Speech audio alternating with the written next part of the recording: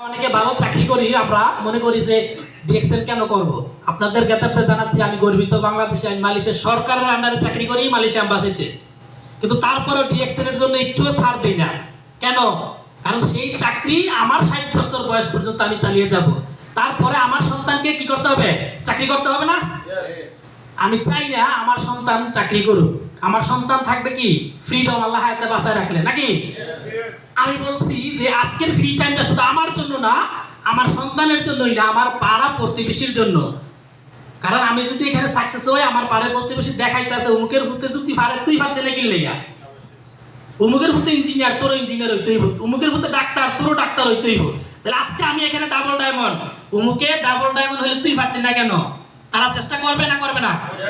Ultimately আমার পরিবারের সাথে আমার পাড়া প্রতিবেশীর উপকার হচ্ছে না, সেই সাথে দেশের রেমিটেন্স ডাবল যাচ্ছে। কারণ চাকরিতে যেই বেতন তার চেয়েও বেশি ডিএক্সএল থেকে যাচ্ছে। তাহলে রেমিটেন্স যুদ্ধ আমরা শুধু একভাবে না, আমরা দুই ভাবে ডাবল সেন্ড করতেছি মানি নাকি। আলহামদুলিল্লাহ। তো আমরা কি চাই না? এই সুযোগগুলো ডিএক্সএল দিচ্ছে বিগত 30 বছর যাবত। এই সুযোগগুলো আরো কিছু জানতে আমরা কি আছি প্রস্তুত? আমরা কি বোল্ড হয়েছি, মানে টায়ার্ড ফিল করতেছেন? কিন্তু আমার লাগে না। কেন? কারণ আলহামদুলিল্লাহ একটু আগে বলছি যে ঈদ আনন্দ নৈশভোজ সাথে আছে টাকার খোঁজ।